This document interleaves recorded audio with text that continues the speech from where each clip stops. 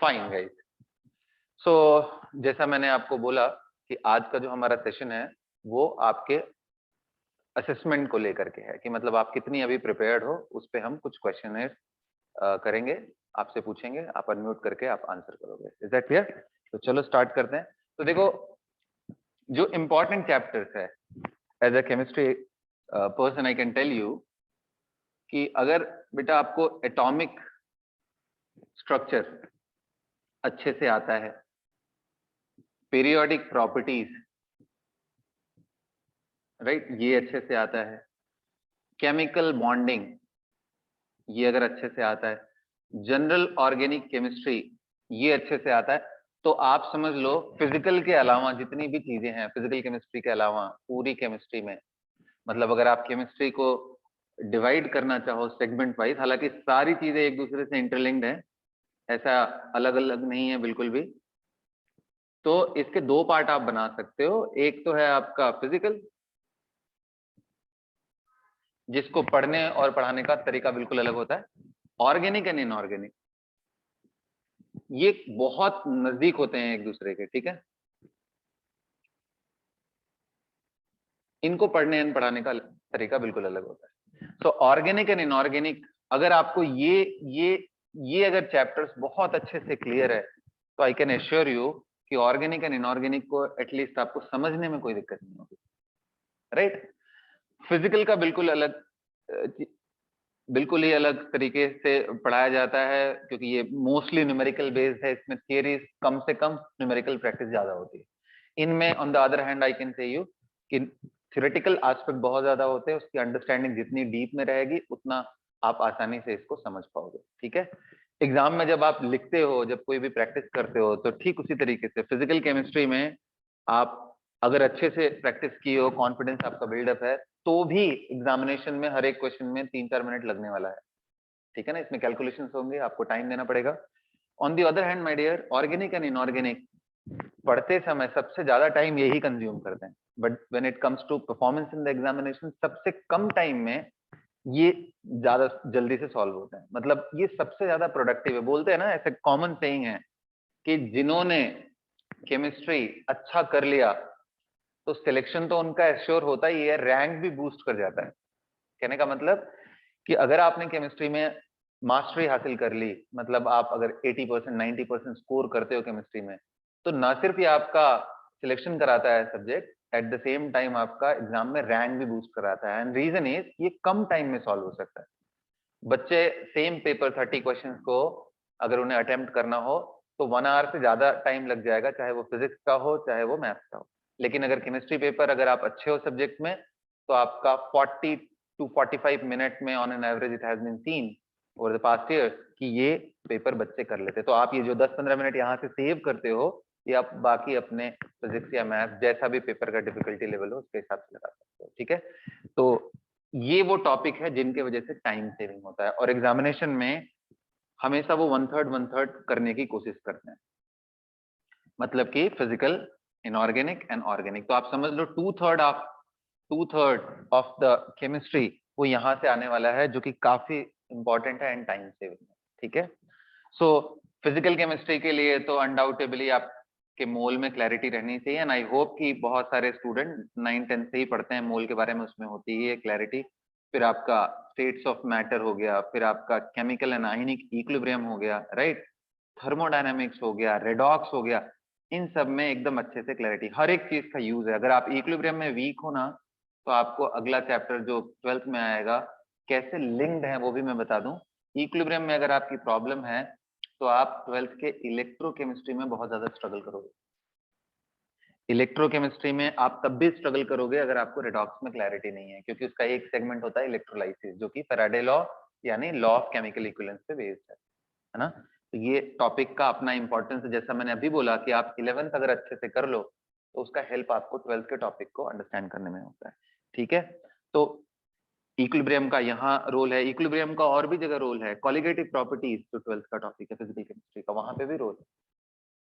Equilibrium में chemical अगर आपने अच्छे से समझा है, तो केमिकल काइनेटिक्स करके 12th में एक फिजिकल का चैप्टर होता है, उसमें आपको काफी हेल्प मिलेगा, मतलब बहुत इजीली आपको समझ आएगा वहां पे, करेक्ट। ये तो हो गए इनका लिंक। रही बात इन सब चैप्टर्स का, तो देखो पूरा पढ़ना हमें केमिस्ट्री है, केमिस्ट्री में मैटर एंड उसकी प्रॉपर्टीज पढ़ना है। तो मैटर एंड उसकी प्रॉपर्टीज के बारे में पढ़ना है, तो उसका बेस ही फंडामेंटल ही चीज क्या है, एटम। अगर हमें उसके बारे में ही क्लैरिटी ना हो, एटम के बारे में ही क्लैरिटी ना हो, तो फिर हम कभी भी मॉलिक्यूल अच्छे से नहीं समझ पाएंगे। और अगर एटम नहीं समझ आया, मॉलिक्यूल नहीं समझ आया, फिर तो पूरी केमिस्ट्री में हमें दिक्कत आने वाली है, जहां तक समझने की बात है। ठीक है ना। अब वो 9th-10th वाला स्टेज नहीं रह गया कि हम कुछ टॉपिक को एक्सक्लूसिवली अलग जगह पे याद कर लें। यानी अब यहाँ पे मेमोरी वाला फैक्टर तो है, लेकिन उसका रोल थोड़ा कम होगा। अंडरस्टैंडिंग वाला जो पार्ट है वो थोड़ा रोल ज्यादा होगा। ठीक है, काफी डीप लेवल में हम लोग 11th एंड 12th में पढ़ते हैं। सो ये उनके इंपॉर्टेंट टॉपिक है। और ऑर्गेनिक अगर आपको अच्छी करनी है बेटा, तो ये चारों के चारों टॉपिक बहुत अच्छे से आपको आने चाहिए।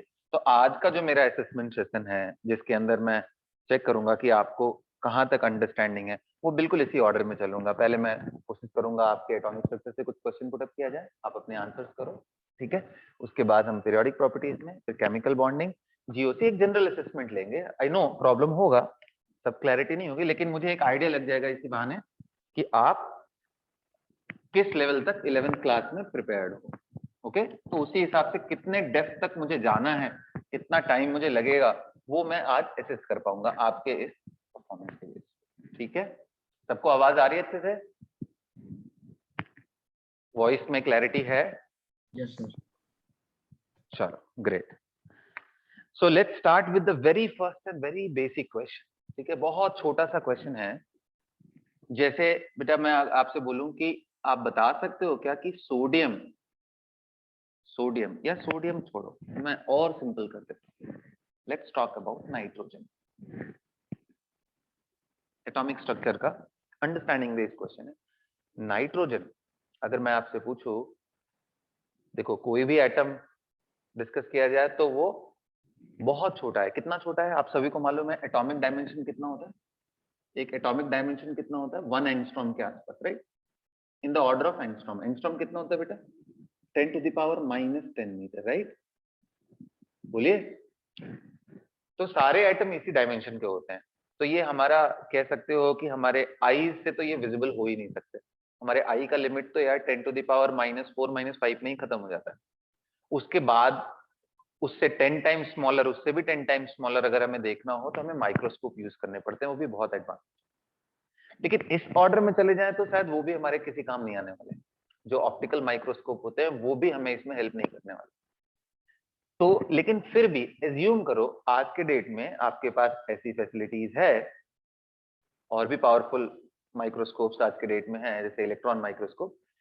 एज्यूम करो कि यार इन सबको छोड़ो, आपके पास ऐसा स्पेशल पावर आ गया कि आप एटम देख सकते हो, एटम का पूरा स्ट्रक्चर देख सकते हो। तो अगर देख सकते हो तो मुझे ये बताओ, नाइट्रोजन जो भी आपने पढ़ाई की हुई है उसके हिसाब से कैसा दिखेगा? नाइट्रोजन का इलेक्ट्रॉनिक स्ट्रक्चर में मैं इंटरेस्टेड हूं। मैं थोड़ी आपकी हेल्प कर देता हूं। आपको मालूम है कोई भी एटम किससे मिलकर बना होता है बेटा? इलेक्ट्रॉन, प्रोटॉन और न्यूट्रॉन, इन्हीं 3 चीज से मिलकर बना होता है ना? अब इन तीनों में जो प्रोटॉन और न्यूट्रॉन है वो कहाँ होते हैं? न्यूक्लियस में। तो मैं ये न्यूक्लियस आपके लिए ऐसा एज्यूम करो कि ये मैंने न्यूक्लियस बना दिया। तो अब मैं किस में इंटरेस्टेड हूं? इसके चारों तरफ इलेक्ट्रॉन कैसे अरेंज है, बस उसी में इंटरेस्टेड हूं नाइट्रोजन के लिए। आप स्टार्ट करो, बनाओ, फिर मैं आपके सामने रिप्रेजेंट करूंगा। आप बस हाथ उठाना जितने लोगों को भी आप लोग मैच करोगे उससे। ठीक है, come on, go ahead, just 1 minute time for this.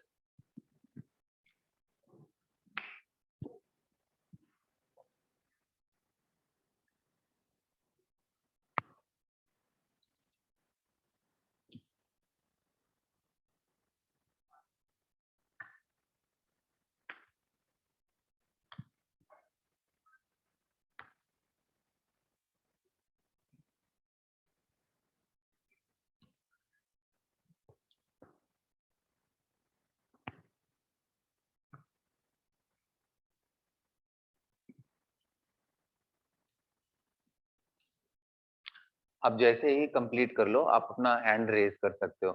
Zoom use करने आता होगा आई होप सबको। उसमें आप जाओगे तो एक ऑप्शन आता है, वहां पे आप रेज योर हैंड वैसा कर सकते हो, तो मुझे यहाँ से मालूम चल जाएगा। कि आप लोगों ने से कितने लोगों ने ट्राई कर लिया।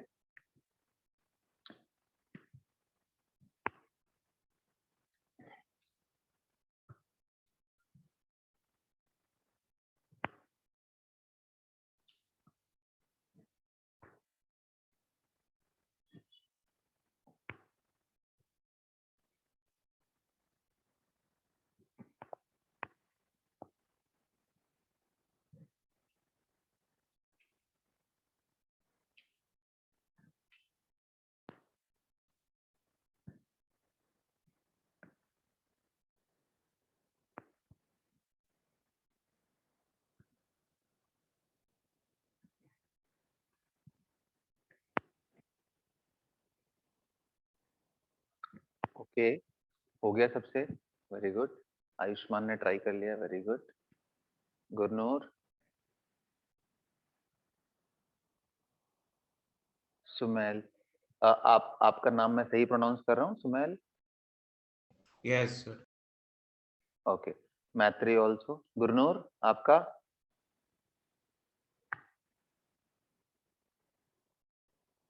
चलो ठीक है, अब मैच कराओगे सब लोग, ठीक है? जस्ट आपको बोलना है, देखो मैं कैसे ड्रॉ कर रहा हूँ, ध्यान से देखो सभी लोग। तो जो आप लोगों ने पढ़ रखा होगा वो कुछ ऐसा पढ़ रखा होगा कि यार नाइट्रोजन है तो आपको मालूम है फर्स्ट सेल में 2 इलेक्ट्रॉन, दूसरे में कितने इलेक्ट्रॉन? 5। बोलो, सही है? तो यानी Yes. कि जो फर्स्ट आपने बनाया होगा उसमें आपने डबल इलेक्ट्रॉन दिखाए होंगे। अब वो सिंबल कुछ भी हो सकता है, आपने ई दिखा दिया हो, क्रॉस दिखा दिया हो, डॉट दिखा दिया हो, आपके ऊपर है। दूसरा आपने फिर सेकंड सेल बनाया होगा, सेकंड सेल में आपने 5 इलेक्ट्रॉन दिखाए होंगे, करेक्ट? हाथ उठाओ कितने लोगों का करेक्ट हुआ ये, या फिर आप रिस्पॉन्ड कर सकते हो, कितने लोगों का सही है ये? कितने लोग अग्री करते हो इस बात से कि सर यही हमने बनाया? ओके ओके, आयुष्मान आप अग्री करते हो? Maitri, do you agree? Okay great. Yes. Sumail, do you agree? आप अग्री करते हो इस स्ट्रक्चर से? Yes, sir. Okay great. So क्या लगता है आपको ये सही है? आप सबने ट्राई तो किया। अभी भी मैं बता दूं ये एकदम गलत है, एब्सोल्युटली रॉन्ग। इसका कोई रिलेवेंस नहीं है जो हम केमिस्ट्री पढ़ते हैं। आपको याद दिलाता हूं, याद करो, ये तो तभी गलत हो गया था जब नील्स बोहर की थियरी के बाद हाइजेनबर्ग अनसर्टेनिटी प्रिंसिपल आया। उसने क्या बताया था कि आप इलेक्ट्रॉन को सर्कुलर ऑर्बिट में, जो कि एक फिक्स डिस्टेंस पे ट्रेवल कर रहा है न्यूक्लियस से, ऐसा अगर आप बता देते हो तो आप उसका पोजीशन एंड उसका स्पीड दोनों ही एक्यूरेसी के साथ आपने बता दिया, और ऐसा पॉसिबल ही नहीं है। As per Heisenberg uncertainty principle, position के मेजर करने में भी एरर आएगी, मोमेंटम में भी एरर आएगा मोमेंटम के मेजर, और वो एरर का वैल्यू कम से कम h अपॉन 4 पाई के बराबर। तो इसलिए ऐसा दिखाना तो एब्सोल्युटली गलत है, बिल्कुल भी सही नहीं है, बिल्कुल गलत है। फिर अब क्या करें? तो करेक्ट क्या है? आपने ये भी पढ़ा होगा कि ये मॉडल बिल्कुल, सर्कुलर ऑर्बिट का मॉडल तो बिल्कुल गलत है। फिर क्या पढ़ा होगा आपने? मॉडर्न थियरी पढ़ा होगा, हाइजेनबर्ग पढ़ा, उसके बाद आपने उसके बाद क्या पढ़ा होगा? Schrodinger wave equation. Schrodinger wave equation पढ़ने के बाद आपको ये क्वांटम नंबर के बारे में पढ़ा होगा, वहां से आप इलेक्ट्रॉनिक कॉन्फ़िगरेशन जानते हैं। तो मॉडर्न टर्म में क्या है? नाइट्रोजन ऐसा नहीं बल्कि ऐसा है, 1s2 2s2 एंड 2p3। अब ये 2p3 जैसे ही मैंने बोला वो क्या आएगा? 2px 2py 2pz। ये तीनों में एक एक इलेक्ट्रॉन है। अग्री करते हो सब लोग? बोलो। ये है मॉडर्न रिप्रेजेंटेशन। लेकिन इसका फिर इस टाइप से इमेज अगर बताया जाए तो अच्छा, इसमें मुझे बताओ ये 1s 2s 2px 2py 2pz ये सब क्या है? बोलो, अनम्यूट करो और बोलो। Sir, ये सब क्या है? ये orbital. 1s Orbital. Orbital, very good very good, orbitals. अब ये ऑर्बिटल्स क्या होते हैं? What are orbital? What are orbital? बोलो। ऑर्बिटल्स क्या है? अरे भाई बताइए, ऑर्बिटल्स के बारे में क्या जानते हो? तो देखो आपने ये पढ़ा होगा, difference between orbit and orbital. Orbit का कंसेप्ट गलत है क्योंकि ये बताता है circular path, fixed path, circular path around the nucleus, जबकि ऑर्बिटल सर्टेनिटी को नहीं बताता, it is probability of finding an electron. हाँ, यहाँ पे भी न्यूक्लियस के चारों तरफ, यहाँ पे भी न्यूक्लियस, लेकिन ये प्रोबेबिलिटी है। अच्छा, उस प्रोबेबिलिटी को हम इलेक्ट्रॉन क्लाउड के फॉर्म में दिखाते हैं। सो what is an orbital? Space around the nucleus where probability of finding an electron is maximum. तो न्यूक्लियस के चारों तरफ का ऐसा स्पेस, ऐसा 3 डायमेंशनल स्पेस जिसपे इलेक्ट्रॉन के मिलने की संभावना बहुत ज्यादा। कितना, अब वो हमारे ऊपर है। जनरली 90 to 95% का बाउंड्री ले करके उनका हम एक इलेक्ट्रॉन डेंसिटी का एक प्लॉट, यानी यूं कह लो कि हम एक चारों तरफ का उसका स्पेस देखने की कोशिश करते हैं। तो उसी में हमें मालूम चलता है कि एस का शेप कैसा है। बोलो, एस ऑर्बिटल का शेप कैसा है? स्फेरिकल। Very good, spherical. तो ये न्यूक्लियस सर, और इसके चारों तरफ 1s स्फेरिकल।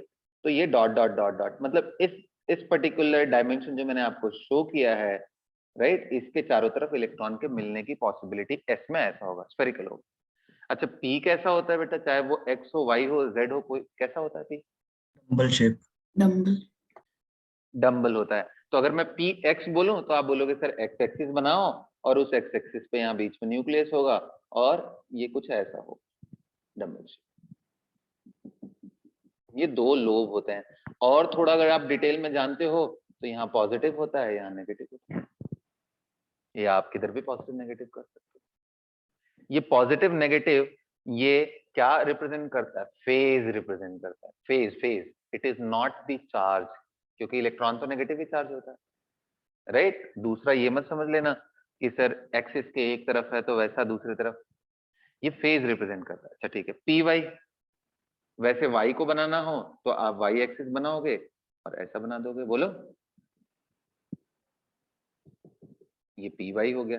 ऐसे जेड बनाना हो तो जेड के लिए ये एक्स एक्सिस है, ये वाई एक्सिस है, तो जेड एक्चुअली परपेंडिकुलर बाहर है। अब लेकिन वो अच्छे से दिखा नहीं सकते उसको बाहर आते हुए, तो डॉटेड लाइन से बना रहे हैं, तो ये पीजेड हो गया। ओके सर, तो ये तो सब चीज हो गया, लेकिन एक साथ कैसे दिखेगा सर ये नाइट्रोजन में? तो देखो मैं दिखाता हूँ। नाइट्रोजन में सबसे पहले आपको न्यूक्लियस बनाना है, फिर आपको क्या बनाना है? 1s। अच्छा, 1s में कितने इलेक्ट्रॉन है? 2 इलेक्ट्रॉन। तो मैं मॉडर्न रिप्रेजेंटेशन शो कर रहा हूँ इलेक्ट्रॉन का, up down, plus half minus half, दोनों को साथ में मिला के चलेगा। समझ आ रहा है? बोलो Yes, sir. ये सुनो। ओके, तो ये हमारा 1s हो गया। देखो ये क्लाउड मैंने दिखाया। अच्छा, इसके बाद क्या है? 2s है बेटा। कितने इलेक्ट्रॉन है? 2 इलेक्ट्रॉन है, तो 2s और बड़ा। बड़ा क्यों होगा? n का वैल्यू ज्यादा होता है तो एवरेज रेडियस बढ़ जाता है। तो ये हमारा, तो यहाँ पे हमारा 2s। अच्छा, जब मैंने 2s दिखाया तो 2s में भी इलेक्ट्रॉन होंगे बेटा। 2s में कितने इलेक्ट्रॉन है? 2 इलेक्ट्रॉन। अच्छा, 2s क्या न्यूक्लियस की तरफ नहीं होता है? यहाँ पे भी होता है, ठीक है। इस जगह पे 2s न्यूक्लियस से लेकर के बीच में उसको एक नोड मिलेगा, वो अलग बात। ओके, तो ये 2s हो गया। अब इसके बाद 2p बेटा, तो 2p x में ऐसे बनाऊंगा, थोड़ा और बड़ा होगा क्योंकि energy of 2p is even large. ये xy हो गया, और z को मैं डॉटेड से दिखा दे रहा हूं, px, py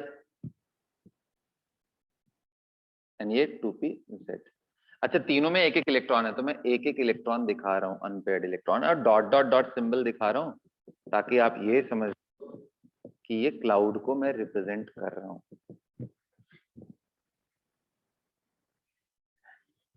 समझ पड़ा? This is how nitrogen after studying atomic structure should be visualised. बिल्कुल ऐसे ही देख, आपके दिमाग में यही पिक्चर आना चाहिए। ये बिल्कुल भी नहीं, ये तो बहुत डेंजरस है। कहोगे कैसे सर? आप प्रूफ करो कि आपका ये डायग्राम ज्यादा हेल्प करेगा, ये नहीं हेल्प करेगा। आ जाओ दिखाते हैं।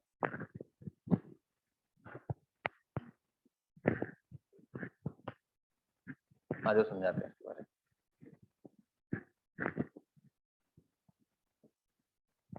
देखो, जब आप केमिकल बॉन्ड, जैसा मैंने बताया था कि एटम अगर आप अच्छे से समझ लिए तो आपको बॉन्डिंग समझने में हेल्प मिलेगी। तो आज दिखाता हूँ। देखो ये नाइट्रोजन है। अगर मैं बोलूं कि बेटा एक बात बताओ, आप क्या N2 का स्ट्रक्चर बना सकते हो क्या?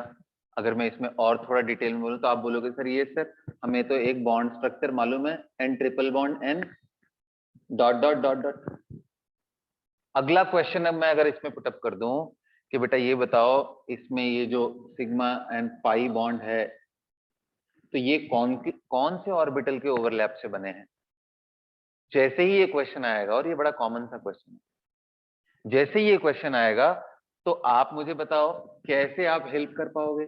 इस वाले डायग्राम में जो आपने बनाया था वहां तो कोई ऑर्बिटल दिख ही नहीं रहा था, तो यानी कि आपको क्वेश्चन ही समझ नहीं पड़ेगा। फिर तो जैसे ही मैंने बोल दिया सिग्मा ऑर्बिटल कौन से ऑर्बिटल के ओवरलैप से बना है, फिर तो आप ब्लैंक हो जाओगे, फिर तो आंसर ही नहीं आ पाएगा इस वाले मॉडल से। जबकि इस मॉडल से बिल्कुल आएगा। कैसे बोलोगे कि सर नाइट्रोजन में कितने अनपेयर्ड इलेक्ट्रॉन है? 3 अनपेयर्ड इलेक्ट्रॉन। और वैलेंस बॉन्ड थियरी के हिसाब से, as per valence bond theory जो कि मॉडर्न थियरी है, उसके हिसाब से अनपेयर्ड इलेक्ट्रॉन अपनी पेयरिंग करते हैं। कैसे करते हैं? बॉन्ड बना के। बॉन्ड कैसे बनता है? ओवरलैप से। किन ऑर्बिटल के ओवरलैप से? ऐसे ऑर्बिटल जिनके पास अनपेयर्ड इलेक्ट्रॉन। तो अगर एक लाइन में मैं बोलूं तो अनपेयर्ड इलेक्ट्रॉन वाले ऑर्बिटल आपस में ओवरलैप करके दूसरे एटम के साथ उस अनपेयर्ड इलेक्ट्रॉन को पेयर करते हैं। यही पर्पस होता है बॉन्डिंग का, as per modern theory, valence bond theory.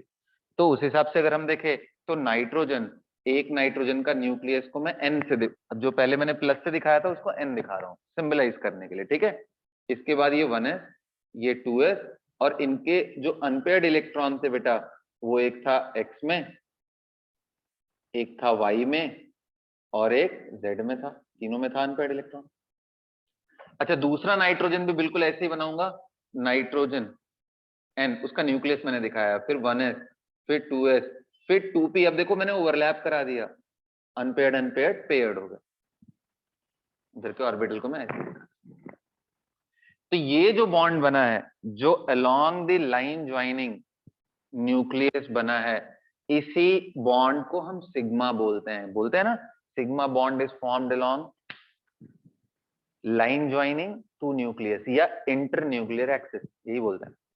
तो ये हमारा सिग्मा हो गया। अच्छा सर फिर पाई कौन सा है? तो पाई ये है, देखो कलर में अलग से रिप्रेजेंट कर रहा हूं यहाँ पे। ध्यान रखना जब भी हम बॉन्ड दिखाते हैं, देखो ऐसा मैंने दिखाया है। क्यों ऐसा दिखाया है? क्योंकि जितना अच्छे से सिग्मा ओवरलैप करेगा उतना अच्छे से पाई ओवरलैप नहीं कर पा रहा है। रीजन क्या है? कि बीच में सिग्मा का हमारे पास गैप आ, इस वजह से जनरली ऐसा बोलते हैं कि मोस्ट केसेस में पाई बॉन्ड का स्ट्रेंथ थोड़ा वीकर होता है। अब इसके बहुत सारे स्पेशल पॉइंट्स भी हैं, ऐसा हर जगह पे वैलिड नहीं है, बट हाँ ये चलता है। हर जगह पे वैलिड नहीं है, ये कैसे है वो मैं आपको बाद में दिखाऊंगा, ठीक है। तो सिग्मा एंड पाई में ऐसा है। तो ये भी ओवरलैप किया, पीजेड ओवरलैप किया। तो कई बार पाई बॉन्ड को ऐसे दिखाते हैं हम लोग सिंबॉलिकली कि ये एक रहा, दूसरा ये रहा, और ये सब आपस में ओवरलैप करने के बाद कुछ ऐसा दिखता है। अच्छा, फेज वाइज भी हम कई बार दिखाते हैं कि सेम फेज की चीजें ही ओवरलैप करती हैं। कि आप वेव में समझोगे तब समझ में आएगा, सेम फेज। तो ये रहा पाई, और सिग्मा का ओरिएंटेशन तो आपको मैंने दिखाई। तो आंसर आपका अगर इसमें पूछा जाए सिग्मा किससे बना है तो आप बोलोगे कि सर 2p और वो 2p कुछ भी हो सकता है, xx भी हो सकता है, yy भी हो सकता है। ये सिग्मा इससे बना है, इनके ओवरलैप से बना है। अच्छा पाई, तो पाई में 2 पाई बॉन्ड थे,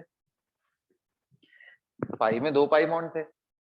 एक पाई बॉन्ड आपका x y का है और एक z का है। अगर मैंने x से सिग्मा बना लिया तो पाई में आप बोल सकते हो 2py yy आपस में किया, और दूसरा जो पाई था वो 2pz के ओवरलैप से बना। अच्छा, इसमें बहुत सारे और क्वेश्चन आ सकते हैं कि ये बताओ क्या 2py 2pz के बीच में बन सकता है क्या पाई बॉन्ड? तो आप बोलोगे ये कैसे पॉसिबल है सर, क्योंकि अगर आप y बोलते हो तो y तो ऐसा है, और z बोलते हो तो z तो प्लेन के बाहर अंदर है।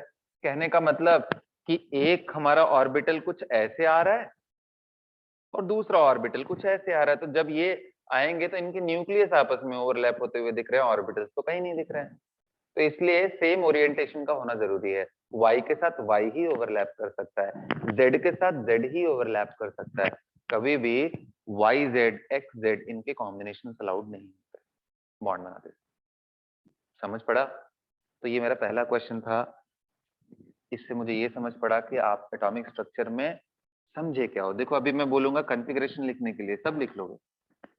अभी मैं बोलूंगा कौन पैरामैग्नेटिक है कौन डायमैग्नेटिक है, हो सकता है इसमें थोड़ी बहुत प्रॉब्लम किसी को हो, बट फिर भी आप मोटा मोटी आंसर कर दो। लेकिन जब बात आएगी इंटरलिंकिंग की, कि कैसे आप एटॉमिक स्ट्रक्चर और केमिकल बॉन्डिंग आपस में जुड़े हुए हैं, ये आप समझ पा रहे हो कि नहीं, वहां प्रॉब्लम है। और अगर वहां प्रॉब्लम है तो trust me my dear, JEE advance में इंटरलिंक्ड क्वेश्चन ही बनते हैं। आप उठा के देख लो, सबसे बड़ा डिफरेंस यही है मेंस और एडवांस में। ओके, तो ये रहा मेरा पहला क्वेश्चन। आ जाओ अब एटॉमिक स्ट्रक्चर से, हालांकि इसमें और भी डीपर लेवल पे मैं बात करूं तो और भी परेशानी आती है। चलो एक देखते हैं। स्पेक्ट्रल लाइंस आप सबने पढ़ी है, बोलो। स्पेक्ट्रल लाइंस के बारे में सबने पढ़ाई की हुई है ना? एक और क्वेश्चन पूछ लेता हूँ, थोड़ा ओल्ड मॉडल से, बोहर मॉडल से पूछ लेता हूँ। बोलिए, स्पेक्ट्रल लाइंस पढ़ी है ना आप लोग? हाँ ठीक है, अच्छी बात। तो मैं एक काम करता हूँ, स्पेक्ट्रल लाइंस पे बेस्ड एक क्वेश्चन आपसे पूछता हूँ। चलो, सबसे पहली बात जो इसमें है वो आपको सबको मालूम होगी और होनी भी चाहिए, कि बोहर थियरी का लिमिटेशन है। क्या लिमिटेशन है? कि ये वैलिड ही सिर्फ किसके लिए है? Valid for only H like species. ये सुनो, मतलब अगर मैं बोलूं क्या बोहर थियरी को आप हीलियम के लिए लगा सकते हो, आंसर है बिल्कुल नहीं सर। तो फिर कैसे लगा सकते हो? He+ बन गया तो लगा सकते हो। क्या आप लिथियम के लिए लगा सकते हो? नहीं सर, लेकिन Li+2 बन गया तो लगा सकते हैं। कार्बन के लिए बिल्कुल नहीं, लेकिन C+5 बन जाए तो लगा सकते हैं।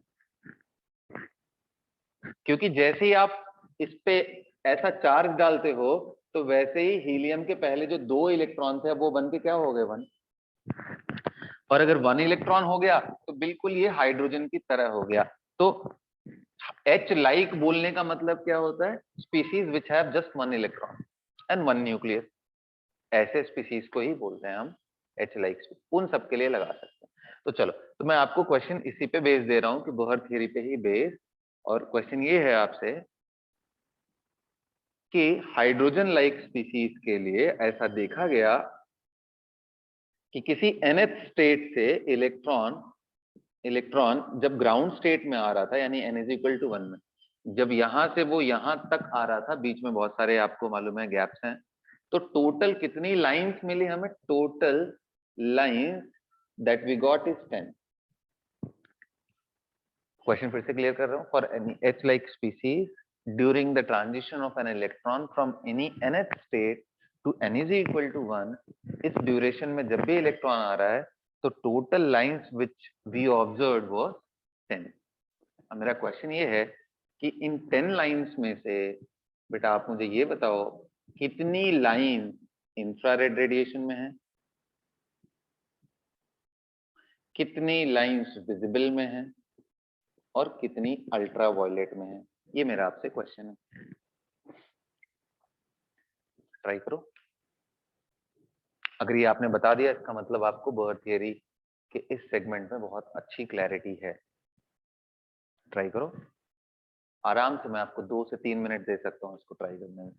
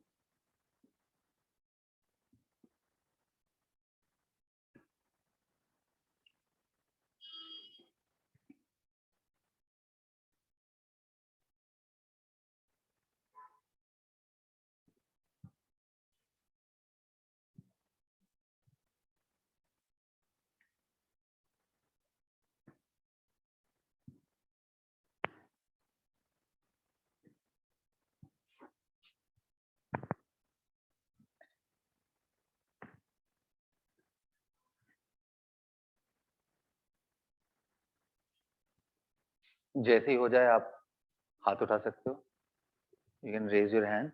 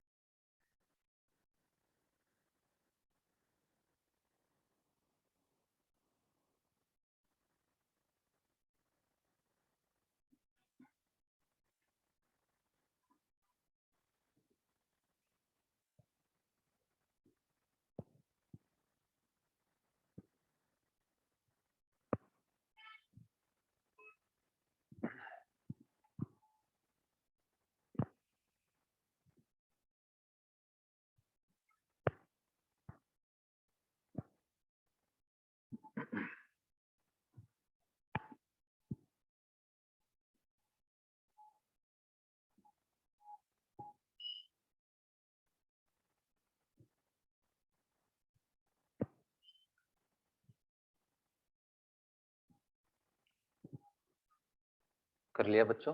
जैसे ही हो जाए आप हाथ उठाना।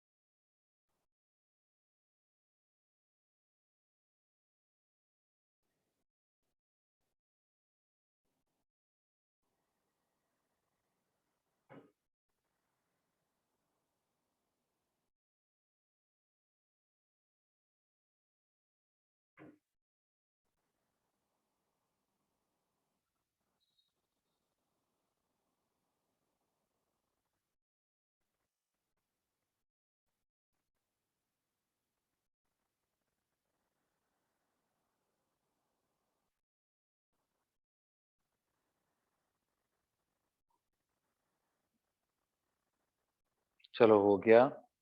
कितने लोग का हो गया हाथ उठाओ। कुछ भी आया हो बेटा आंसर आपका? एटलीस्ट इतना बता सकते हो आप, इनमें से इतना आप मुझे बता दो कि आखिर वो nth स्टेट कौन सा है। इसका एक पार्ट ये भी है, आप अगर वही नहीं पहचान पाए फिर तो कोई क्वेश्चन हो ही नहीं सकता इसमें। ठीक है, सर मेरा ट्राई 6 करके मुझे बताओ। आपका 6 आ रहा है nth स्टेट? हाँ चलो, आपका nth स्टेट 6 आ रहा है। और कोई बताओ बेटा, क्योंकि इतना तो मैं आपसे एक्सपेक्ट कर सकता हूँ।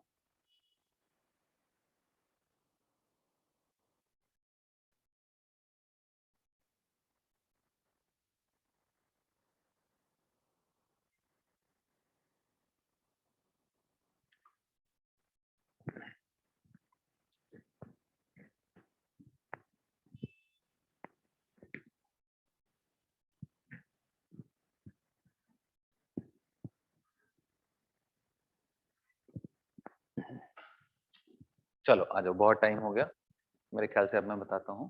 ठीक है, देखो पहले तो करेंगे कैसे इसको। टोटल ऑफ 10 लाइन इसमें आई हुई है, ये हमें क्वेश्चन में दिया हुआ है। हाइड्रोजन लाइक स्पीसीज दिया हुआ, करेक्ट? अब आ जाओ देखते हैं। तो सबसे पहला तो क्वेश्चन ये आता है कि सर ये जो भी लाइंस के बारे में आप बता रहे हो वो है क्या, जब वो आता कैसे है? तो देखो आप ये nth स्टेट जो भी था, ठीक है, इसको हम देखने की कोशिश करते हैं। टोटल 10 लाइंस आ रही हैं। तो होता क्या है बच्चों कि जब भी इलेक्ट्रॉन, ऐसे मैंने रफ एक स्केचिंग कर रखी है, जब भी इलेक्ट्रॉन 1 2 3 4 और ऐसे करते करते nth स्टेट तक में है, जब भी इलेक्ट्रॉन वापस डी एक्साइट होता है, सपोज करो यहाँ से ये इस वाले स्टेट में आ गया, ये सब क्या है, ये सब अलाउड एनर्जी लेवल्स हैं as per bore.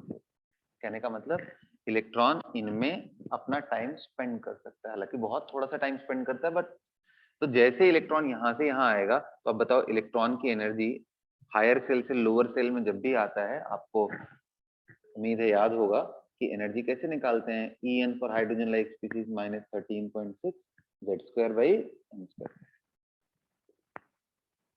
Right, -13.6 Z² है। तो यहाँ पे Z क्या होता है बेटा, Z होता है एटॉमिक नंबर। अब ये कैसे आता है, ये इसके डिटेल में मैं अभी नहीं जाऊंगा, मुझे उम्मीद है कि आप सब लोगों ने पढ़ा होगा जहाँ पे भी पढ़ते हो।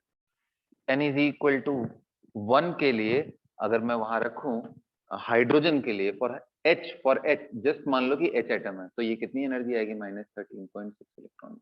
ये वाली कितनी आएगी करके देख लो। सो -13.6 डिवाइडेड बाई, अब 2 रख लो, तो 2 रखोगे तो 4, -13.6 बाई 4 करोगे तो -3.4 इलेक्ट्रॉन वोल्ट आएगा। नेक्स्ट इसके लिए निकालना है तो n का वैल्यू क्या रख लो, 3, यानी 9 से डिवाइड करोगे तो -1.5 कितना आएगा, 1.5 अप्रोक्सीमेटली यही आता है, 1.5। ठीक है, इसके बाद आएगा ये -0.85। मतलब अगर आप करते जाओगे, ये nth स्टेट है तो खैर मुझे इसका लिखना नहीं चाहिए क्योंकि मुझे खुद भी नहीं मालूम है इसमें। तो अब बेटा जब भी ये ऊपर से नीचे आएगा तो एनर्जी इसकी कम होगी, देखो -1.5 से -3 और घट गया, इधर से इधर आया एकदम ही घट गया। तो जब भी इलेक्ट्रॉन डी एक्साइट होता है तो उसकी एनर्जी कम, और जितनी भी एनर्जी इसकी घटी है यानी डेल्टा ई, उसी के बराबर एनर्जी का एक फोटोन निकल के यहाँ से जाता है। अगर वो एक एटम में लेके चलूं तो hc/λ, वहां से आप उसका वेवलेंथ निकाल सकते हैं। और ये जो भी फोटोन यहाँ से निकल के जाता है बेटा, वो प्रिज्म से पास होने के बाद हमारे स्पेक्ट्रम पे एक लाइन क्रिएट करता है। सैंपल और बहुत सारे जब आइटम आएंगे तो उस लाइन की इंटेंसिटी अच्छी बात है। तो ये लाइन्स है वो। तो ऐसे कितने लाइन्स मैंने बताया, 10 लाइन्स आई हैं। 10 लाइन्स आई हैं तो इसका आपने 11th में एक एक्सप्रेशन भी पढ़ा होगा, number of lines is equal to n into n-1 by, ये सबने पढ़ा होगा। ये कैसे आता है ये भी अपने आप में एक बड़ी इंटरेस्टिंग सी चीज है। अब बस वही है कि मैं बहुत ज्यादा डिटेल में जाऊंगा तो पता चला आज के ही क्लास में सिर्फ इन्हीं टॉपिक्स पे डील कर पाऊंगा मैं। ठीक है, तो आज का मेरा पर्पस ये नहीं है, सिर्फ जानना कि आपको कितनी चीजें मालूम है पहले।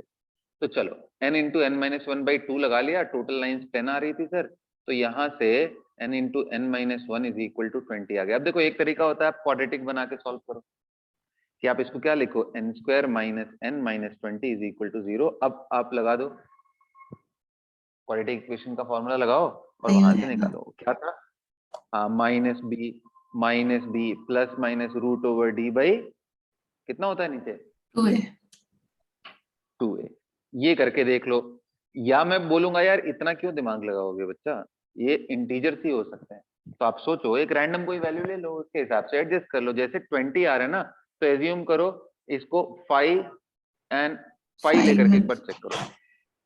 तो 5 - 1 4, 5 4 जा कितना हुआ 20। अगर मान लो गलती से आपने 6 लिया होता तो आपको आइडिया लग जाता ना, नहीं इससे कम नंबर लेना है, तो उससे थोड़ा और जल्दी होगा, बट चलेगा, इतना कोई बात नहीं, आप चाहे जैसे सॉल्व कर लो, आपकी मर्जी। तो n इज इक्वल टू कितना आ गया 5। तो ये जो आंसर आपने किया था, शायद किसी ने किया था 6th स्टेट में है, वो भी रॉन्ग है। करेक्ट आंसर क्या है, 5th स्टेट में है। अच्छा अब इंटरेस्टिंग चीज क्या हो गई, अब अगर वो 5th स्टेज में है बेटा, 5th स्टेज में 1 2 3 इसको 4 कर देता हूं, और 5th स्टेज में यहाँ पे अब क्या होगा,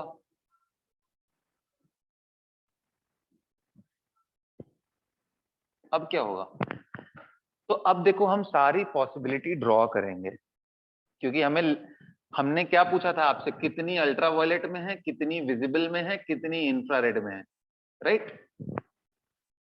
अब आप थोड़ा सा और रिकॉल करने की कोशिश करो, तो आपने पढ़ा होगा कि विजिबल की जो लाइंस है वो कौन सी सीरीज की लाइंस को बोलते हैं हम। तो अगर आपको याद हो तो बामर सीरीज में, बामर, लाइमन बामर पास्कल ब्रैकेट फंड याद है? Yes. तो बामर सीरीज की जो लाइंस होती हैं वो विजिबल लाइंस होती हैं। अच्छा, अल्ट्रावायलेट में कौन सी बिलोंग करती है? तो मेनली अल्ट्रावायलेट में हमारी लाइन, बिल्कुल। अच्छा, लाइमन की कौन सी लाइन होती है? ऐसी कोई भी लाइन जो n इज इक्वल टू 1 पे जाकर के during transition n is equal to 1 पे जाकर रुके। तो n इज इक्वल टू 1 पे तो एक हो सकता है सर डायरेक्ट आ रहा हो यहां से यहां पे, तो ये हमारी लाइन किसकी हो गई? लाइमन की। अच्छा, दूसरा ऐसा हो सकता है सर कि पहले यहां आ रहा हो और उसके बाद यहां से वो इलेक्ट्रॉन सीधा नीचे आ रहा हो, तो ये भी लाइमन की लाइन हो गई। तीसरा हो सकता है सर कि यहां से यहां आ रहा हो और फिर उसके बाद यहां से नीचे आ जा रहा हो। अच्छा, चौथा हो सकता है सर कि यहां से यहां आ रहा हो और फिर यहां से यहां आ गया। तो ये लाइमन की कितनी लाइंस हो गई बेटा? 4 लाइंस। अच्छा, अब बामर की लाइंस के बारे में हम देखते हैं। ये 4 लाइंस किसकी हैं? यूवी की या फिर लाइन। अब दूसरी बात करते हैं कि विजिबल में। तो विजिबल में तो एक तो डायरेक्ट हमें दिख रहा है कि सर जो ऊपर से बिल्कुल नीचे आ गया, फिफ्थ से सीधा यहाँ। दूसरा हो सकता है सर कि यहां से यहां आई हो और फिर यहां से यहां आ गई, मतलब ये वाली लाइन तो कॉमन ही हो गई। तीसरा और कौन सा हो सकता है बेटा? कि सर यहां से यहां आई हो फिर यहां से यहां आ गई। तो कितनी लाइंस आ गई इसकी? 3 आ गई। बामर की बोल लो या विजिबल की लाइंस बोल लो। अच्छा, बाकी बची हुई लाइन सब क्या होंगी इनफ्रारेड की? तो मैं बोलूं कि यार ये बताओ n इज इक्वल टू 3 वाले में कौन कौन सी पॉसिबिलिटी है? तो बोल सकते हो सर एक तो डायरेक्ट आ जाए, दूसरा यहाँ पे रुक के आए, और उसके ऊपर वाला मैं पूछूं तो डायरेक्ट ही एक ही पॉसिबिलिटी बन रहा है वहां। तो टोटल लाइंस में बोलूं तो देखो बड़ा इंटरेस्टिंग है, 4 3 2 1। तो ये जो 10 था, 10 में से ये 4 अल्ट्रावायलेट की हैं, 3 विजिबल की हैं, और ये 2 and 1 ये जो दोनों ही हैं, ये दोनों ही IR की हैं, इंफ्रारेड रेडिएशन। समझ पड़ रहा है बात? क्लियर हो रहा है? बोलो yes or no। Yes. ठीक है। सो क्वेश्चंस जो एडवांस लेवल के होंगे वो कभी डायरेक्ट नहीं होंगे। n into n minus 1/2 is equal to 10। आजकल तो बोर्ड में भी ऐसे क्वेश्चन नहीं आते यार, समझ रहे हो ना? तो जब तक आप चीजों को अच्छे से एनालाइज नहीं करोगे, अब आप सोचो आपने एटॉमिक स्ट्रक्चर पढ़ा है, वो पहला ही चैप्टर था 11th का, फिर भी आपको जो फर्स्ट 2 क्वेश्चंस मैंने पूछे, पहला तो बहुत ही बेसिक पूछा था, ये थोड़ा सा आगे मैं बोलूंगा एक स्टेप अप, इसमें मैंने पूछा। अगर इनमें अंडरस्टैंडिंग नहीं है तो यू कैन अंडरस्टैंड कि कितना आपको नीड है इस चीज का कि आपको पूरा एक बार वापस से रिवाइज कराए, है ना? तो हालांकि टाइम कंस्ट्रेंट की वजह से इस साल हम पूरा तो नहीं करा पाएंगे, लेकिन हाँ कुछ इंपॉर्टेंट चैप्टर जिनका एसोसिएशन ज्यादा है क्लास 12th के टॉपिक से, उनको तो जरूर कराना है हमें। ठीक है, चलो अच्छी बात। तो अब आइए एटॉमिक स्ट्रक्चर में और कोई क्वेश्चन नहीं पूछता हूँ, वरना और ज्यादा हो जाएगा। जैसे हम और डिटेल में जाना हो तो हमारे श्रोडिंगर वेव इक्वेशन से रिलेटेड क्वेश्चंस बन सकते हैं, बहुत बढ़िया बढ़िया, लेकिन वो काफी टाइम कंज्यूमिंग हो जाएगा आपके लिए भी, मेरे लिए भी। तो आज जो असेसमेंट पे अब हम एटॉमिक स्ट्रक्चर के बाद नेक्स्ट टॉपिक पे चलते हैं, और वो है स्टेट्स ऑफ मैटर पे। आज देखते हैं, ठीक है? स्टेट्स ऑफ मैटर पे आज और डिस्कस करते हैं, स्टेट्स ऑफ मैटर।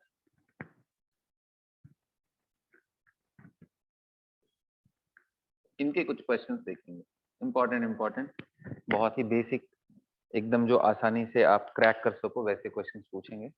देखते हैं आपका क्या रिस्पॉन्स है, ठीक है? तो बेटा मैंने एक काम किया है, एक मैंने रॉड सॉरी हॉलो पाइप ले रखी है, ठीक है? ये पाइप है पूरा, मतलब प्रॉपरली इधर से इधर, दोनों साइड दोनों एंड पे मैंने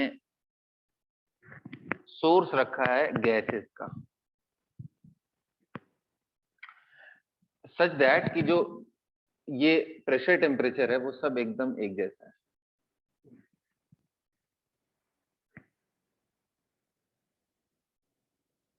करेक्ट? एक एंड से मैं हाइड्रोजन गैस को भेज रहा हूं, दूसरे एंड से मैं ऑक्सीजन को भेज रहा हूं, और ये लेंथ मैंने पाइप की दी हुई है बेटा 20 मीटर। एक एंड से मैं हाइड्रोजन भेज रहा हूं, एक एंड से ऑक्सीजन, सेम प्रेशर टेम्परेचर पे है बच्चा, पीटी सेम है दोनों की। मेरा क्वेश्चन ये है कि जैसे ही इनको अलाउ किया गया फ्लो करने, दोनों सेम टाइम पे ही स्टार्ट किए हैं, ठीक है, जैसे ही इन्हें अलाउ किया गया तो मुझे ये बताओ कि जब ये दोनों पहली बार मिलेंगे, मतलब हाइड्रोजन स्प्रेड होगा यहाँ से, ऑक्सीजन भी स्प्रेड होगा, तो कहीं तो ये मिल रहे होंगे, तो मान लो यहाँ कहीं मिल रहे हैं, तो मुझे हाइड्रोजन के साइड से वो डिस्टेंस चाहिए, किस लेंथ पे वो पहली बार मिल रहे हैं। Find the value of x, ये एक्स है क्या, where these two gases are meeting at first, जाते समय पहली बार जब मिल रहे हैं, थोड़ी देर के बाद तो एक दूसरे से मिक्स हो जाएंगे, जो पहली बार मिल रहे हैं तो वो मुझे लेंथ बताओ यहाँ से। चलो शुरू हो जाओ।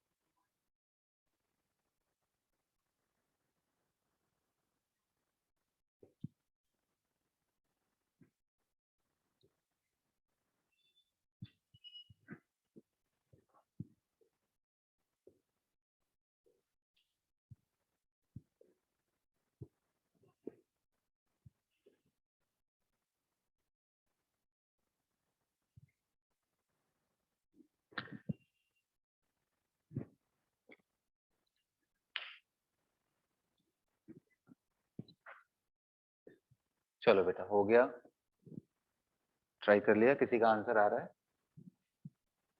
Yes, sir. बस एक second almost. All right, all right.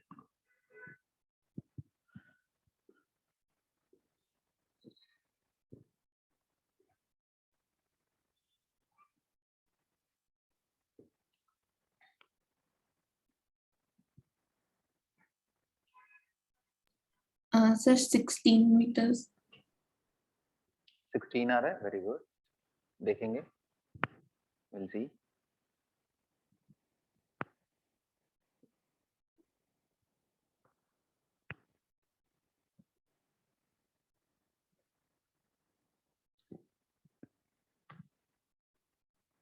ठीक है, स्टार्ट करें आप, आ जाओ, चलो स्टार्ट करते हैं। तो देखो कैसे निकालना है, उसके लिए आपको सबसे पहले आपने एक टॉपिक पढ़ा होगा जिसको बोलते हैं effusion and diffusion, Graham's law of effusion and diffusion, right, उसी पे बेस्ड है ये। तो आपने पढ़ा होगा कि जो रेट ऑफ डिफ्यूजन है वो किसके प्रोपोर्शनल होता है बेटा, अगर कंडीशन सारी आइडियल हो, एकदम एक जैसी हो, आइडेंटिकल हो, इन दैट केस वो किसके प्रोपोर्शनल होता है, रूट ओवर एम के, मॉलिक्यूलर वेट। तो यानी अगर मुझे रेशियो लेना हो rate of diffusion of oxygen and hydrogen, इनका रेशियो लेना हो तो वो किसके बराबर आएगा, देखो इनवर्सली प्रोपोर्शनल है, तो I can say root over MO2 by MH2। ठीक है ना। तो अगर आप इसको देखो तो रेट का जो किस रेट से ये प्रोसीड होंगे उनका देखते हैं। √32, देखो मैंने डेटा भी ऐसा दिया है कि आपको कैलकुलेशन में प्रॉब्लम ना है। 32/2 कितना आ गया 16, यानी कितना आ गया बेटा 4, चलेगा। तो क्या मैं ऐसा लिख सकता हूँ RH2 is equal to 4 times of RO2, ऐसा लिख सकता हूँ। और जब मैं इसको ऐसा लिखूंगा तो RH2 को कैसे लिख सकता हूँ मैं, तो देखो रेट ऑफ डिफ्यूजन को अलग अलग यूनिट में हम करते हैं। रेट ऑफ डिफ्यूजन को हम कितना मोल गैस का डिफ्यूज्ड हुआ विथ रिस्पेक्ट टू टाइम भी बोल सकते हैं, कितना वॉल्यूम आउट हुआ डिफ्यूज्ड हुआ डिवाइडेड बाय टाइम। और इस वॉल्यूम को एक्सप्रेस करो तो क्या लिख सकते हो, area into length by time. तो यानी जब रेशियो लेना हो तो हमारा लेंथ का रेशियो भी हमारे डिफ्यूजन के रेशियो के बराबर हो सकता है। यानी मैं इसको लिख सकता हूँ R of H2 is length travel by hydrogen into area, जो कि क्रॉस सेक्शन एक ही जैसा है, डिवाइडेड बाय टाइम, यानी volume 4 times of length travelled by oxygen divided by time. Time time cancel हो जाएगा, एरिया एरिया कैंसिल हो जाएगा। So length travelled by hydrogen कितना है, x is equal to 4 times length covered by oxygen, वो कितना होगा बेटा 20 - x, है ना। तो इसको सॉल्व कर लो, हो गया मेरे ख्याल से। x is equal to 80 - 4x, so 5x is equal to 80। तो यहाँ से x की वैल्यू कितनी आ गई, 60. कितना आ गया 16। क्या आंसर आया, यहां से इस एंड से 16 मीटर पे ये पहली बार मीट कर, ये है इसका आंसर। आई थिंक मैत्री आपने करेक्ट आंसर दिया, Yes, sir. Very good. चलो, तो ये तो था देखो उसके डिफ्यूजन और इफ्यूजन से रिलेटेड। और क्या पूछ सकता हूं मैं इसमें, वेरी गुड। और क्या पूछ सकता हूं मैं इसमें, देखो रियल गैस थोड़ा सा कॉम्प्लिकेटेड पड़ सकता है आपके लिए, आइडियल में ही मैं अभी पूछूंगा। एक क्वेश्चन और पूछता हूँ, देखता हूँ कि आप वहां तक सोच पा रहे हो क्या। चलो, मैं आपसे पूछना चाहता हूँ बेटा कि हाइड्रोजन, सेम ले लेते हैं, हाइड्रोजन एंड ऑक्सीजन ही ले लेते हैं। ये हाइड्रोजन किस टेम्परेचर पे है, तो मान लो 27 डिग्री सेंटीग्रेड। ऑक्सीजन कौन से टेम्परेचर पे है, 127 डिग्री सेंटीग्रेड। ये दोनों का टेम्परेचर मैंने दिया हुआ, सपोज कर रहे हो ये दोनों अलग अलग कंटेनर्स में हैं जिसका टेम्परेचर, राइट। मुझे क्या चाहिए, I needed the D Broglie wavelength lambda D of hydrogen, ratio of D Broglie wavelength, D Broglie wavelength भी आप बोल सकते हो इसको, जनरली लोग यही प्रोनाउंस करते हैं। So de Broglie wavelength of hydrogen to de Broglie wavelength of oxygen if the conditions given are like this, इनका मुझे रेशियो बता दो।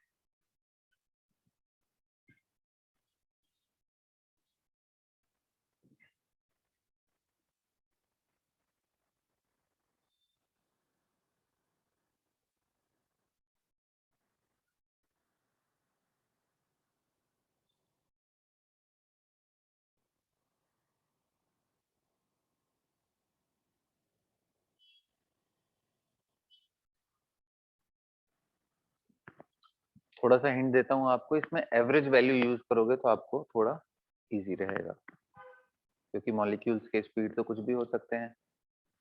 तो आप कोई एक वैल्यू यूज करो, एवरेज यूज करो या फिर आरएमएस यूज करो। चलो मेरे ख्याल से मैं बताता हूँ, टाइम हो गया काफी। कोई करेगा अभी?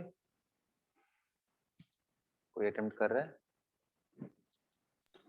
Almost.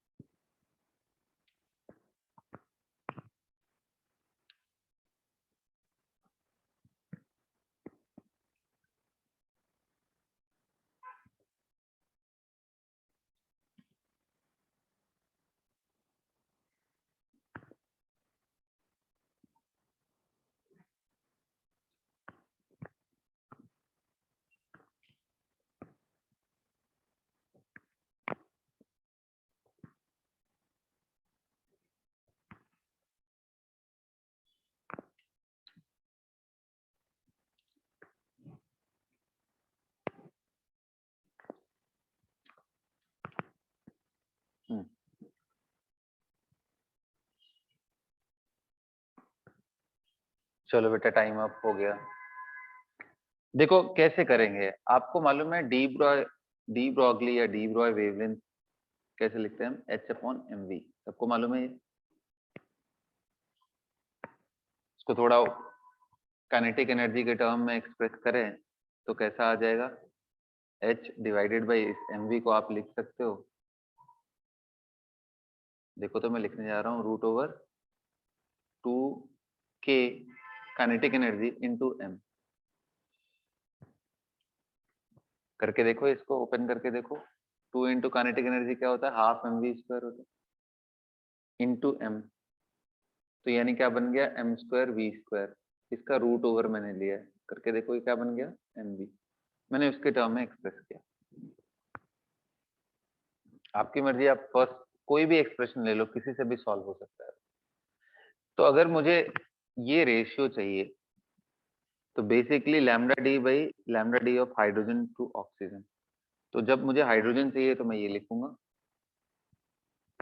H जो कि प्लैंक्स कांस्टेंट है वो तो सेम ही रहने वाला है, mass of hydrogen multiply by speed of hydrogen whole divided by H upon mass of O2 into V of O2। जब इसको आप सिंप्लीफाई करोगे तो क्या आ जाएगा? MO2 into VO2 divided by MH2 into VH2। देखो वो भी सिंपल है यार, ऑक्सीजन और हाइड्रोजन के मास का रेशियो क्या था आपको मालूम है? ये 32 यूनिट्स होता है। अब वो किसी भी यूनिट में रखो, आपकी मर्जी, वो तो कैंसिल हो जाएगा वैसे भी। अच्छा, जो स्पीड है बेटा यहीं पे थोड़ा सा इंपॉर्टेंट है।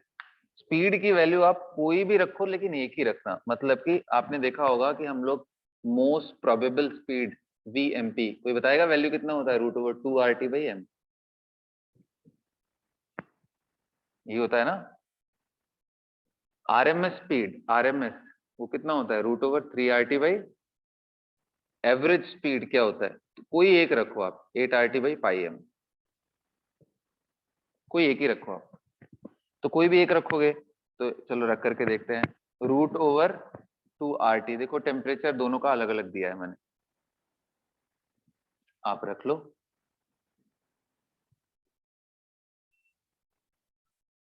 √2R, देखो कोई भी ये 3R या 2R वाला टर्म कैंसिल हो जाएगा। I am going to use this, okay. तो ये तो 2R रेशियो लेंगे तो कैंसिल हो जाएगा, T/m आएगा। तो temperature of oxygen by mass of O2 and whole divided by, again आएगा, रूट में ही है तो मैं उसको ऊपर लेके आऊंगा तो क्या हो जाएगा?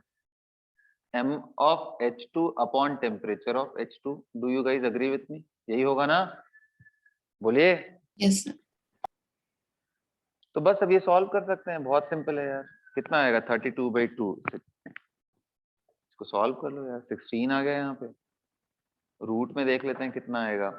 T of O2 by M of O2, तो T/m, तो दोनों का टेम्परेचर का रेशियो ले लेते हैं। तो ऑक्सीजन का टेम्परेचर कितना है? 127। अच्छा यहाँ टेम्परेचर केल्विन में रखते हैं ना, तो 127 + 273 कितना हो जाएगा बोलो? 400 100. 400 ये आएगा और ये कितना आएगा 300। यहाँ 300 डाल दिया, केल्विन केल्विन दोनों कैंसिल हो जाएंगे। अच्छा MH2 upon MO2, MH2 upon MO2, तो बताओ हाइड्रोजन का यूनिट में कितना आएगा, क्योंकि रेशियो लेना है इसलिए यूनिट फर्क नहीं पड़ता है, 2/32, तो इसका रूट। बस अब इसको सॉल्व करो, आंसर आ गया। ये 00 से ये 00 गया, 2 से ये कितना टाइम हो गया 16, 4 से ये कितना टाइम हो गया 4, तो ये कितना आ गया बेटा 16√1/12, ये आ गया आपका रेशियो, या सिंपली 16 बाई, अब उसको और सिंप्लीफाई कर सकते हो आपके।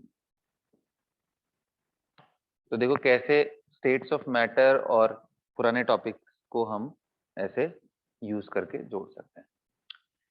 ठीक इसी तरीके से थोड़ा और आगे बढ़ते हैं, ठीक है, कुछ और क्वेश्चन देखते हैं, फिर हम लोग तो कल के लिए मैं आपको कुछ टारगेट देता हूँ, कुछ पढ़ के बैठना। एक लेक्चर और मैं डालूंगा असेसमेंट में, उसके बाद रिवीजन क्लासेस प्रॉपरली देख लूंगा कि आपका कैसा फीडबैक आ रहा है, उसके हिसाब से आपके प्रॉब्लम कहाँ तक आपको दिक्कत आ रही है, किन किन चैप्टर्स में ज्यादा है, उसके हिसाब से हम रिवीजन स्टार्ट कर देंगे। ठीक है, आ जाओ थोड़े क्वेश्चन केमिकल बॉन्डिंग के भी कर लेते हैं। राइट, सो केमिकल बॉन्डिंग में, केमिकल बॉन्डिंग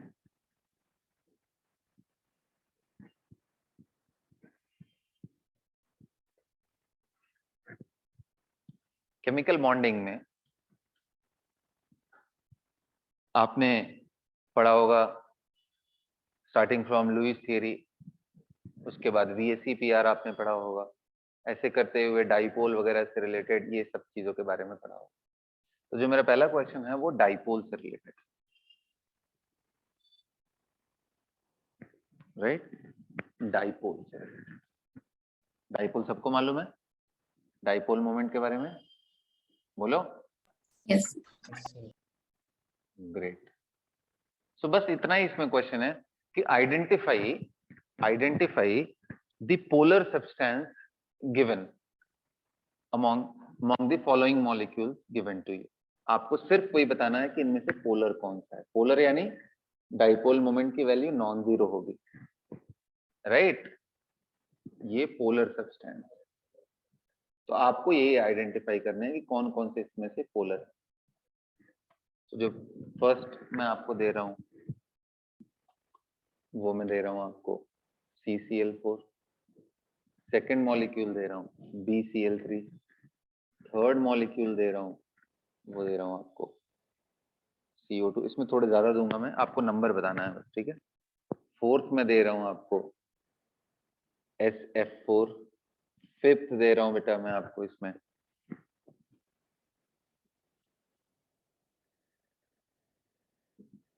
राइट, सिक्स दे रहा हूं मैं आपको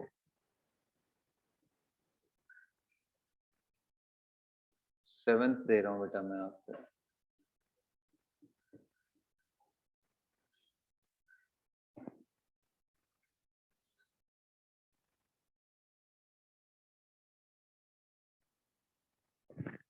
इतने। अगर आप समझ गए तो आपको डाइपोल में बहुत क्लैरिटी आ जाएगी, ठीक है। नाइन्थ में आपको दे रहा हूं,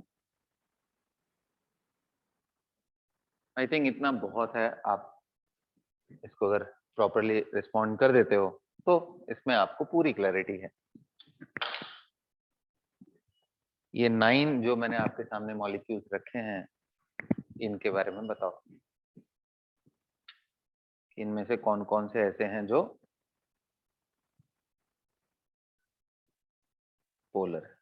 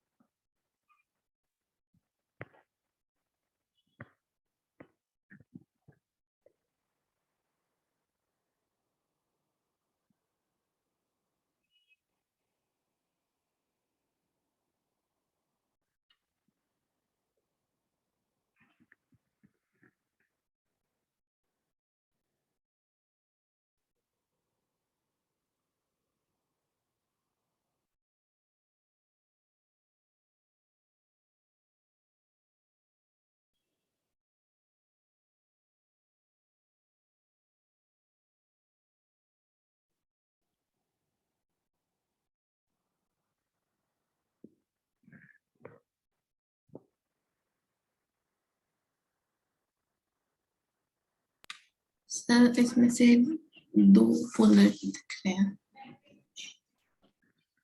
ओके, 2 पोलर हैं, 2 पोलर हैं बस। सर एक SF4 पोलर है। ओके बेटा, मैं लिख लूंगा। आप सबने ट्राई कर लिया तो मैं लिख देता हूँ।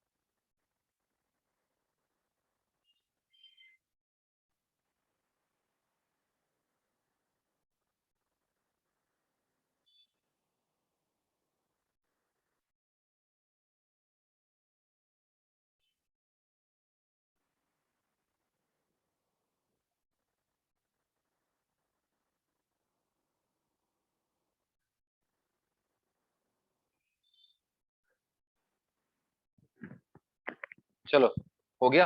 क्या क्या आंसर आया बताओ, अब बोलो, उसके हिसाब से मैं करता हूँ। अच्छा, मैं लिखते जा रहा हूँ, ठीक है? ये नॉन पोलर है, अग्री करते हो सब लोग? यस। ये भी नॉन पोलर है बेटा, ये भी नॉन पोलर होगा, राइट? बड़ा सिंपल सा है। सी डबल बॉन्ड हो, डबल बॉन्ड हो, ये ऐसे करके आप देख लो, कैंसिल हो जाएगा। डाइपोल वेक्टर सम होता है ना, कैंसिल हो जाएगा। SF4, SF4 के बारे में मैं डिस्कस करूंगा। SF4 का जब आप स्ट्रक्चर बनाओगे तो कैसा बनता है? ये 1 लोन पेयर एंड 4 बॉन्ड है, यानी कि टोटल नंबर स्टेरिक नंबर 5 है। यानी कैसा बनेगा बेटा? ये बनेगा trigonal bipyramidal as per VSEPR theory, right? तो जब भी आप बनाओगे तो फ्लोरीन को टॉप पे, इधर फ्लोरीन, इधर फ्लोरीन, 4 फ्लोरीन था तो हम यहाँ पे लोन पेयर डाल देते हैं और फ्लोरीन को यहाँ पे, मतलब वो लोन पेयर का पोजीशन भी, ये VSEPR की बात है, ये आप लोग खुद समझते होगे। अब यहाँ पे क्या प्रॉब्लम है कि सर, पहली बात तो ये स्ट्रक्चर बिल्कुल लीनियर या ऐसे होता भी नहीं, राइट? ये तो इस लोन पेयर के वजह से ये बॉन्ड बिल्कुल सीधा नहीं होता है, बल्कि थोड़ा सा ऐसे और थोड़ा सा ऐसे टिल्टेड होता है ना? हाँ, एग्जैक्ट वैसा नहीं होता बल्कि। तो अब खुद देखो, अगर आपको इसके वेक्टर सम करने हो, मैं आपके सामने रख दूं कि बेटा आपको वेक्टर सम करना है, तो क्या इनका रिजल्टेंट 0 आएगा? आंसर है बिल्कुल भी नहीं सर। अगर ये एकदम सीधा सीधा होता तो हो सकता था ये इसको कैंसिल कर दे, बिल्कुल करेगा। और अगर ये भी फ्लोरीन होता, ये वाला भी, तो आप बोल सकते हो ये डी, ये डी, ये डी, तीन 120 डिग्री पे डी डी डी हैं। तो आपको मालूम है 120 डिग्री पे वेक्टर सम अगर हम करते हैं इक्वल वेक्टर्स का, करके देख लो बेटा, 120 डिग्री डी एंड डी का 120 का रिजल्टेंट निकालोगे, वो भी डी ही आएगा। ये और ये डी दोनों कैंसिल हो जाते हैं। तो ये ट्रायंगुलर पार्ट आपस में कैंसिल, ऊपर नीचे वाला पार्ट आपस में कैंसिल कर लेता, तो इसका 0 आ जाता। लेकिन यहाँ लोन पेयर है, तो ये कुछ वैसी वाली बात हो गई कि ये D1 D1 है और ये D2 है, तो D1 D2 ये तो आपस में कैंसिल नहीं कर पाएंगे। तो इसका मतलब ये हमारा पोलर सब्सटेंस, ये तो एकदम क्लियर कि SF4 हमारा पोलर है। और मुझे बताओ, और कौन सा पोलर आपको दिखाई दिया? H2O2। H2O2 आपको पोलर दिखा, वेरी गुड, वो भी एकदम सही बात है, H2O2 भी पोलर है। क्यों पोलर है? क्योंकि अगर उसके स्ट्रक्चर, कई सारे लोग बड़ा मिस्टेक करते हैं इसमें, H2O2 के स्ट्रक्चर को बना तो ऐसे देते हैं, है ना, लेकिन उनमें वो ये भूल जाते हैं कि अगर ऐसा भी हम कर रहे हैं तो ये डाइपोल जो भी हमारे सामने आ रहा है और ये डाइपोल जो आ रहा है वो एक दूसरे को कैंसिल, उसी तरीके से लोन पेयर वाली चीजें भी कैंसिल। तो रियलिटी ऐसा नहीं है, ये कभी भी एक ही प्लेन में, दोनों OH बॉन्ड एक ही प्लेन में नहीं है। तो है क्या?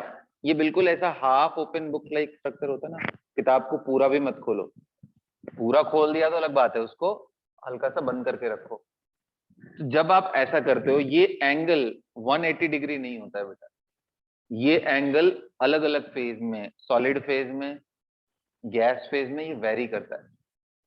सॉलिड H2O2 एंगल वेरी करता है, बट फिर भी आप 90 से 111 के बीच में ऐसा मान के चलो कि ये एंगल होगा। तो जब भी ये एंगल ऐसा है तो इसका मतलब ये दोनों बिल्कुल अलग प्लेन में, और जब अलग प्लेन में हो गए तो इनके डाइपोल्स कैंसिल नहीं करेंगे, और लोन पेयर का जो रिजल्टेंट इधर है और इधर है वो दोनों भी एक दूसरे को कैंसिल नहीं करेंगे। तो जब कैंसिल नहीं करेंगे तो इसका मतलब ये म्यू नॉट इक्वल टू 0 है, तो यानी ये भी पोलर है। बहुत बढ़िया, वेरी गुड। और बताओ, अच्छा ऐसा होता क्यों है? To avoid the lone pair and lone pair repulsion, ये बॉन्ड के अबाउट ऐसा रोटेट कर जाते हैं, इस वजह से ऐसा होता है, इसलिए वो एक प्लेन में नहीं होता। यहाँ पे लोन पेयर है ना, ये लोन पेयर और ये लोन पेयर के बीच में रिपल्शन कम से कम आए, इसलिए वो एक सर्टेन एंगल पे चले जाते हैं, मोस्ट स्टेबल फॉर्म में। इसी का आपने पढ़ा होगा एक्सटेंडेड वर्जन ऑर्गेनिक में, कन्फर्मर, Yes, sir. कंफर्मेशन, है ना, उसके बारे में। हाँ, तो मैं दिखा रहा हूँ कि देखो लिंक कहाँ से जुड़ी हुई है। खैर, और मुझे बताओ और कौन सा आपको दिखा, और कौन सा पोलर दिखा? तो एक ये भी एग्जाम, बस खत्म, यही दोनों थे यही दिखे। बस ना, बोलो भाई। Yes, sir, यही दिखे sir.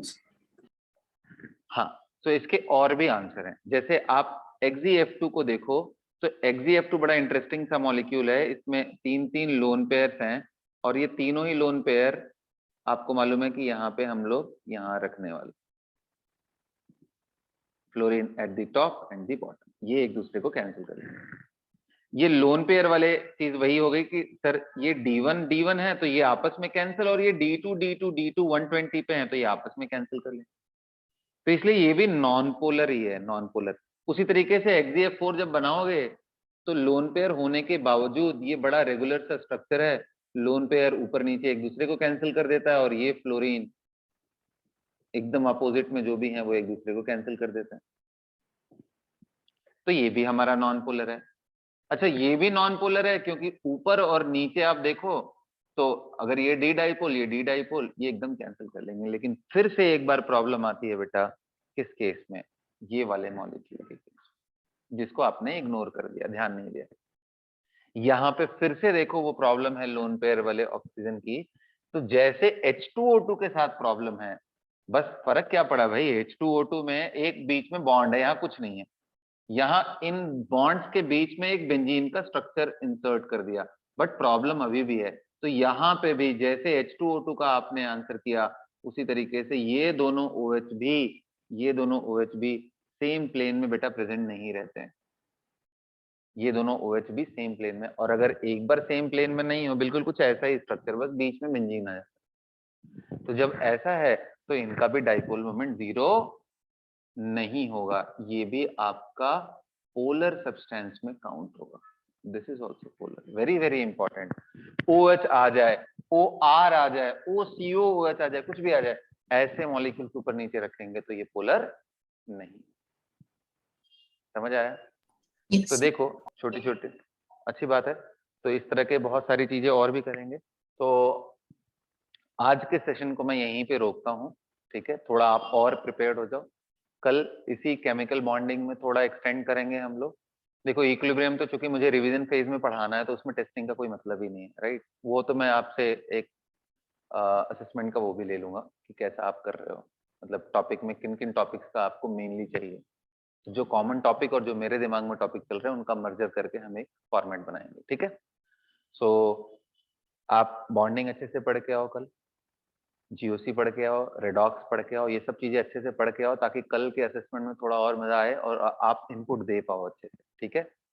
All the best guys फिर कल के लिए, और अच्छे से पढ़ करके फिर करते हैं सेशन कल का। आज का क्लास यहीं पे